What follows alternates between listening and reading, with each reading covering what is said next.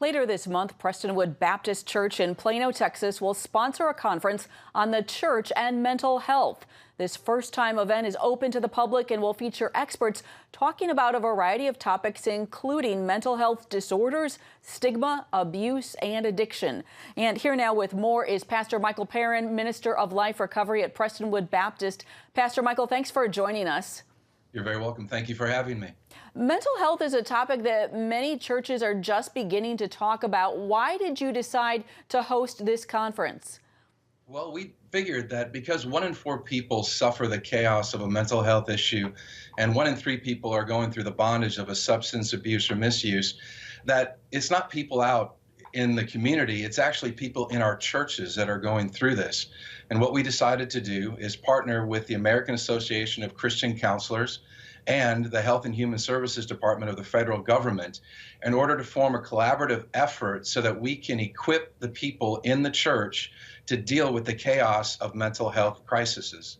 You know, every one of us, no matter who we are, is going to encounter someone who is going through a mental health crisis with the recent statistics. Yeah, I know it's so important because those numbers do continue to go up. You're going to be talking about stigma at this conference. What are some of the myths about mental health that you hope to debunk or at least help people to understand and think through?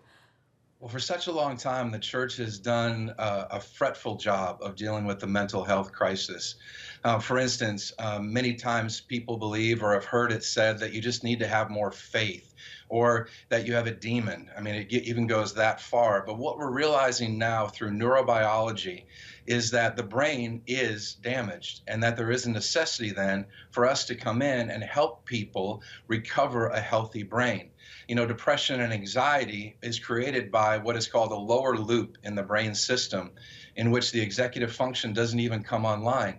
But that stigma within the church has wounded people. And what we're trying to do with this conference is to encourage people to show up and participate if they know someone, or if they're going through a mental health crisis right now, we want to communicate to them that the church is for them. We're not against them, and we want to help in whatever way that we possibly can. So powerful. Your senior pastor, Jack Graham, has been open in talking about his journey with depression from the pulpit. I know you have a journey of your own. How has that helped your congregation begin to think more clearly about this issue? Well, I think it all begins, there's 3 steps basically in dealing with any topic like this. The first one is awareness. We need to make people aware that individuals are going through it. And as our pastor freely has shared, he battled a period of depression. My personal journey through substance abuse, I'm 21 years sober this weekend from a methamphetamine addiction. But we're making people aware of that, and that also removes the stigma as well. So awareness is first. The next step is action. We need to tell people what they should do. Having somebody come into the church and then basically referring them out doesn't do them a lot of good. You know, statistics show that about 80% of people going through a problem go to clergy first. And so we want to train clergy in order how to help those who are hurting when they come into the church. And then the third step there is advocacy. And that's what this conference is trying to do. We're trying to advocate for people who are going through the struggle is real.